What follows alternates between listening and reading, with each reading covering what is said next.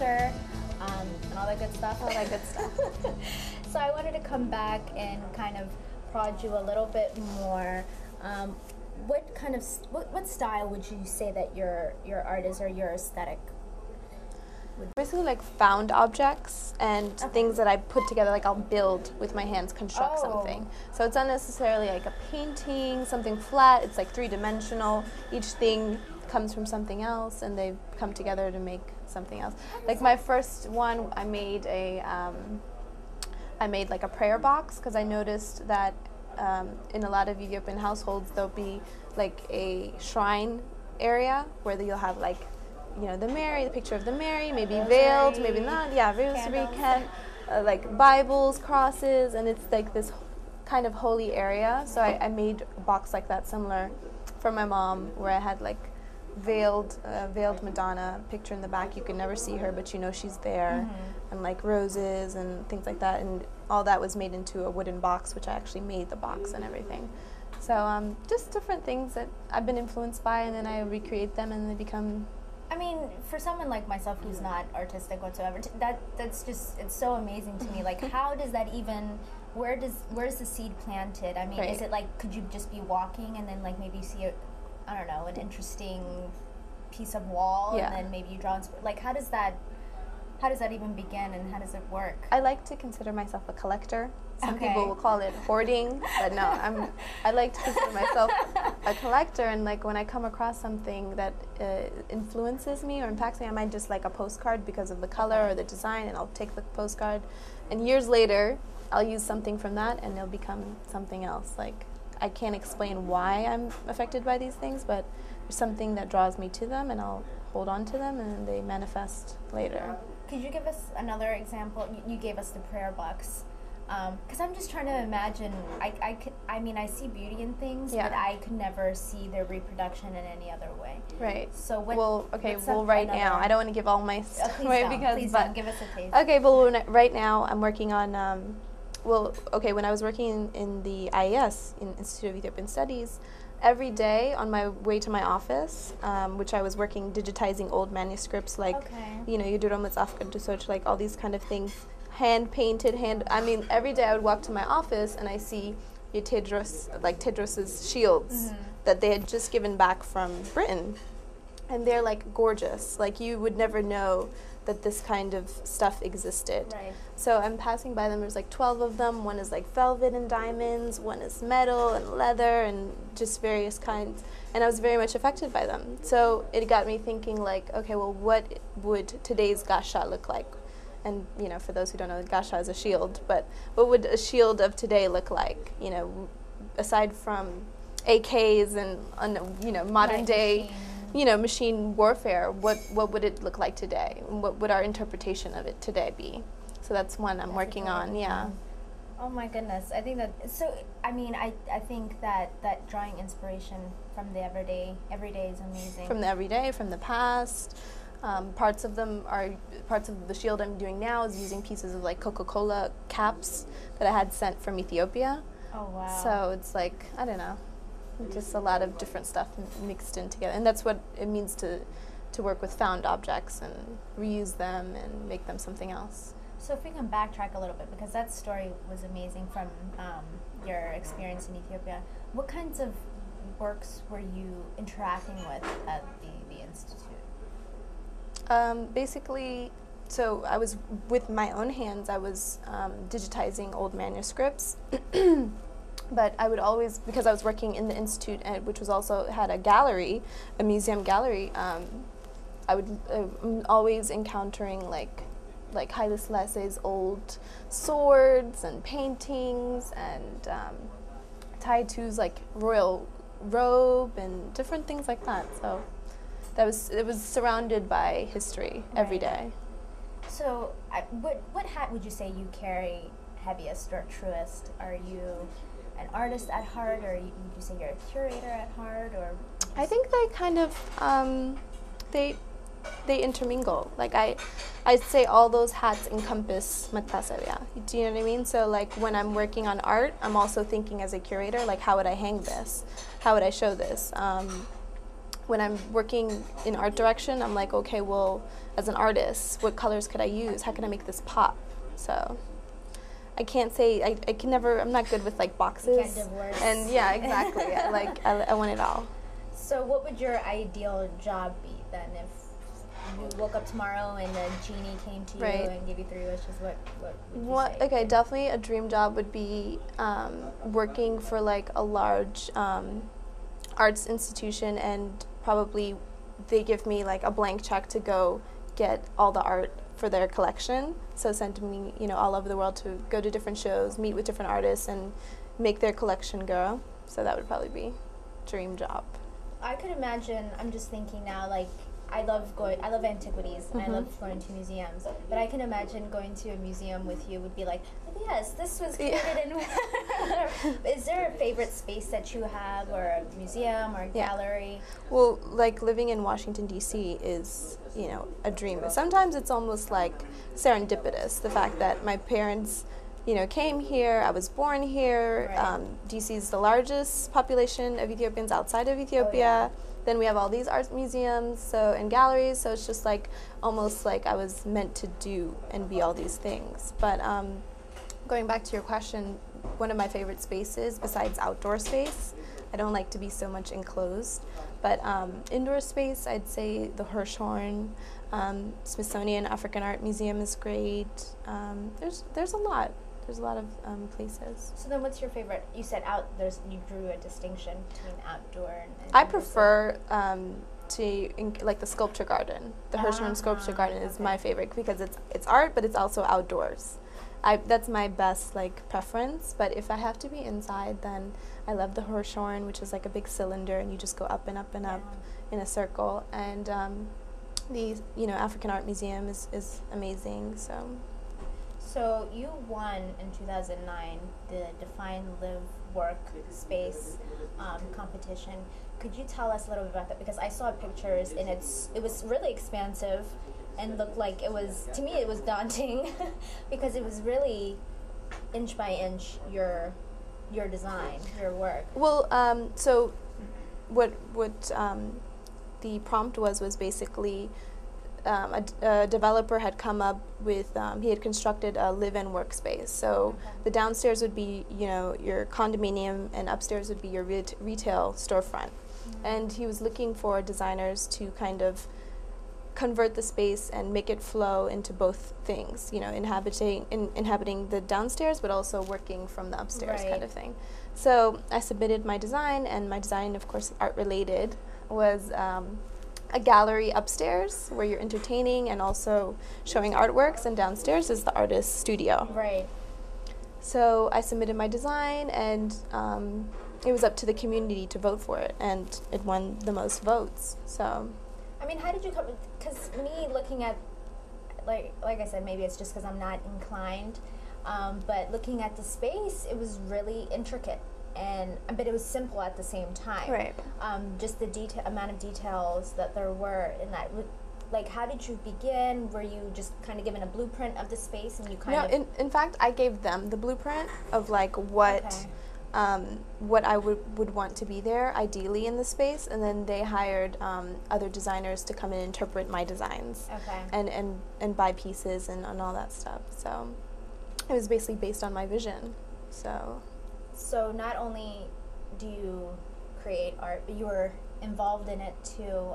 In our last episode, we had photographer Yodi Demalash, and we got to see a few of the pictures from her Strands of Strength series that was featured on theroot.com. Yeah. And you were and MSNBC. Oh yeah. Yeah. MSN had it. Share that. Okay. So, as a part of that series, what did you feel like you served? What was your kind of perspective on that Strands of Strength series? Well, Yodit and I grew up together here, and we're both like the artists of the group, and it's a big group of like 8. So we were always, feeding ideas back and forth. We want to support each other, and she said she wanted to do a picture series, a photography series on hair. So I submitted to be, to sit for her, and that's what I did.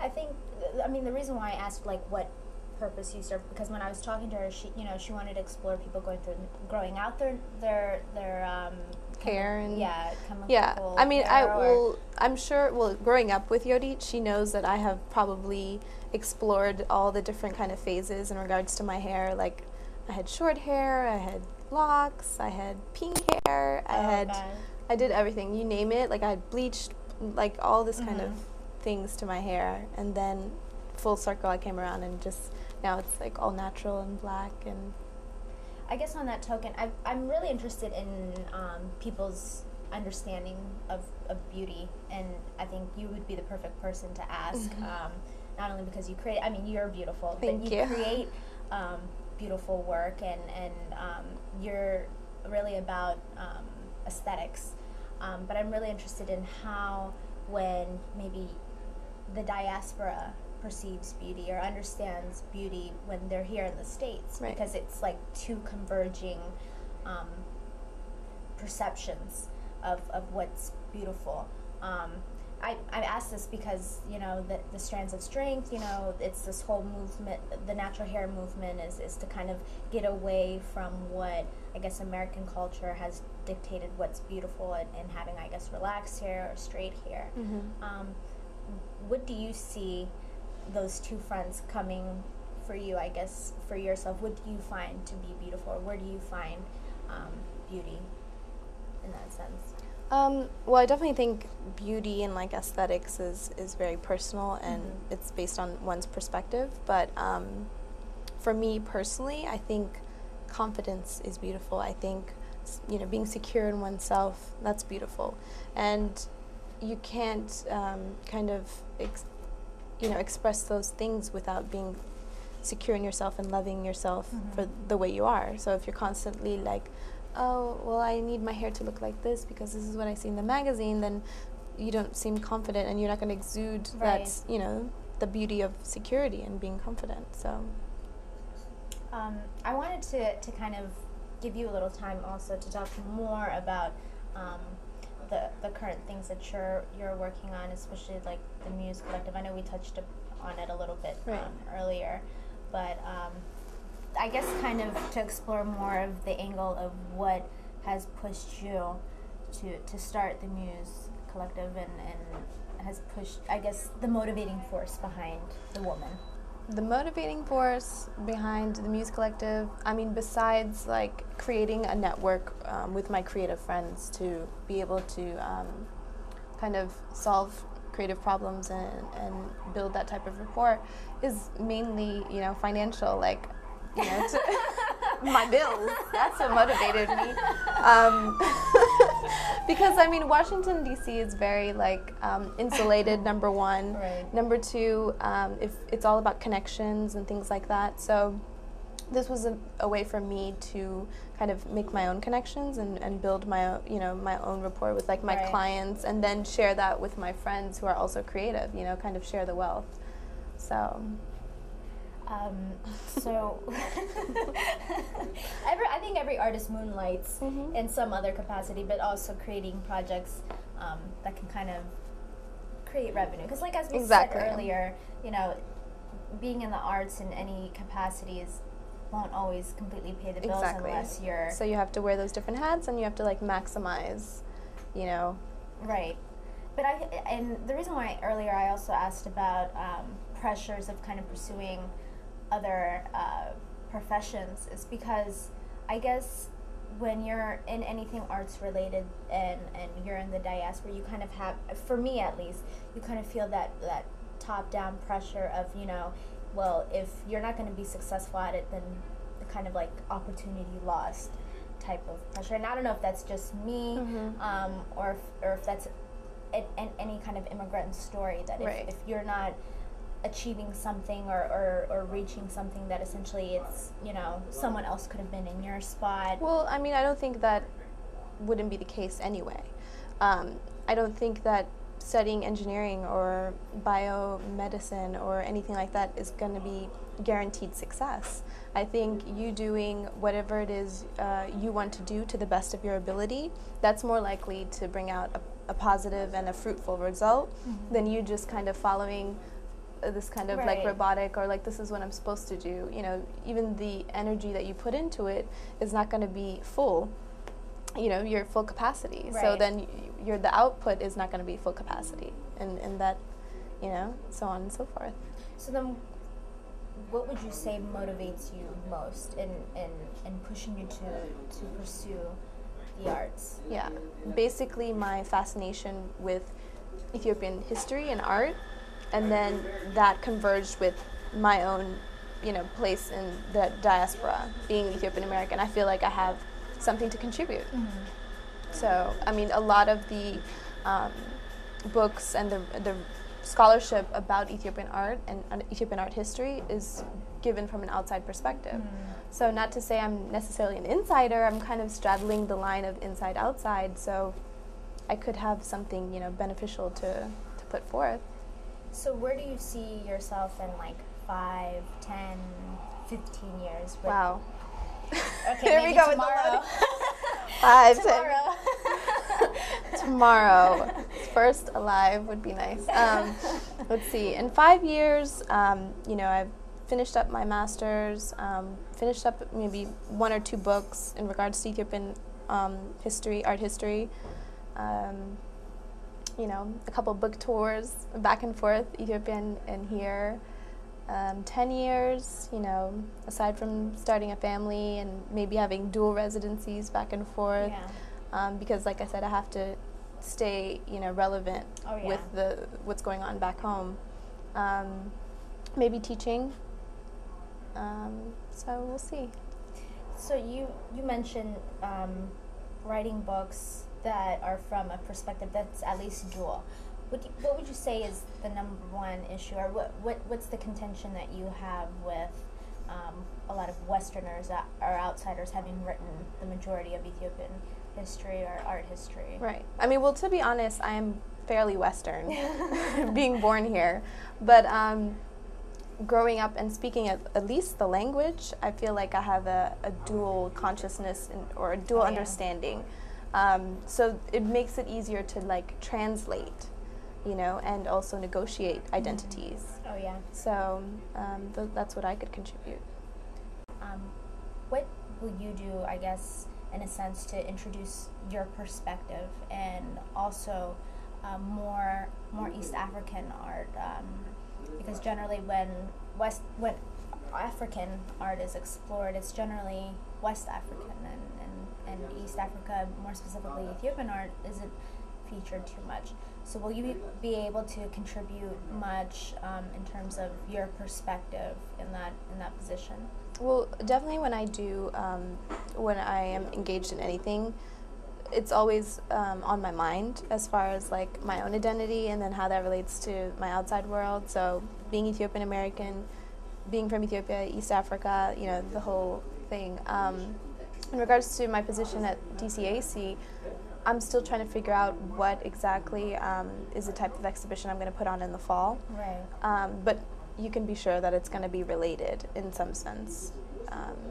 So why do you think that is? Because a lot of times if you go to African art exhibitions, it's generally very West African, when, like we said, Ethiopian art and East African art is really extensive. Yeah.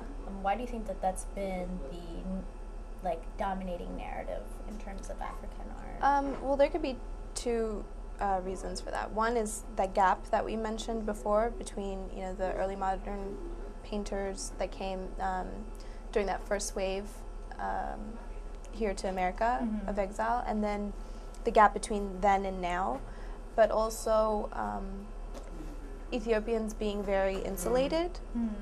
So there's not that much kind of like intermixing or creatively as far as like between amongst African artists. So a lot of times what you'll find is West Africans or you know, will be more, or whatever, north, south, whatever, will be more likely to kind of push further and progress in within the arts, whereas Ethiopians are kind of amongst themselves, and that's one reason I could say. Right, the collaboration. Yeah, exactly. So like, yeah.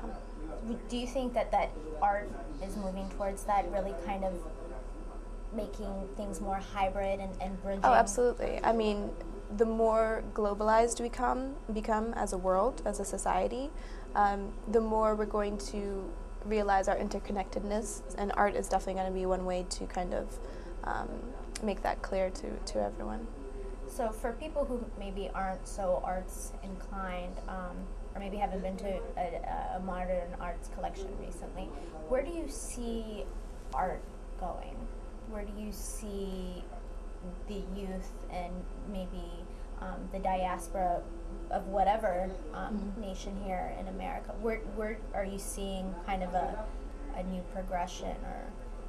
I think definitely now modern art is taking note as far as like the diaspora and the art that people of the diaspora, and that's everywhere, where there are like people, movements of people, immigration, all these things. So definitely art institutions are taking notice of what is being said and what is being produced from these artists. And I think what the result is going to be is it's going to make it more apparent how we have shared experiences. As far as like otherness and going to a foreign place and making this place your homeland and all that entails. Yeah, questions of identity. Exactly, memory, and like we said before, so. Nostalgia. Exactly. I guess also on that same token, I think a lot of people may think of art as being very one-dimensional and being just simply a painting, maybe a classic Renaissance painting. Okay, that's art. Right. But for you, as you create very 3D mixed art, media. right, and that art is now not only being pigeonholed to something that you see in a painting, but that it could be something that you watch, right, or something that you can actually touch, or that is it has its own space. What then how would you then define art? Or how would you explain how it is art for somebody who may think that it's only the painting that can be hung on the wall? Sometimes when people see paintings, they say like, oh, it's pretty, and that's what's art to them. And what I prefer, or what appeals more to me is what makes you think, and what projects some type of like different kind of thinking to you. So that's more exciting to me than like something that's simply like decorative and just aesthetically beautiful. So and that's with my work as far as like the mixed media and things like that. Because it's in a different media, I want to project a different idea and get people thinking in different ways. Right. Take them out of their box. Exactly. So in conclusion, what would you say maybe the standard that you've set for yourself is? What's your benchmark, or what essentially do you feel that once you've done it, or whatever that it may be for you, that you have essentially done something that I guess fulfills maybe your purpose or your contribution? Yeah, I mean, right now, because I'm still kind of getting myself acclimated as far as like my career within the arts, I would think that my benchmark would be to kind of leave behind a legacy of research, scholarship, and artwork that kind of leads the way for the next generation, but also like connects the old and the new. Because I am first generation, so then I am that next step from my parents' ties back home to my ties here. So hopefully to progress and push forward the art scenes of both places. Well, thank you so much. It was a great insight that you've been able to provide for us. Many thanks to Metasebia Yoseph. You can check out the Muse Collective at musethecollective.com. Thank you so much for watching The Benchmark. I'm Kallie Ejigu, and stay tuned for the next episode.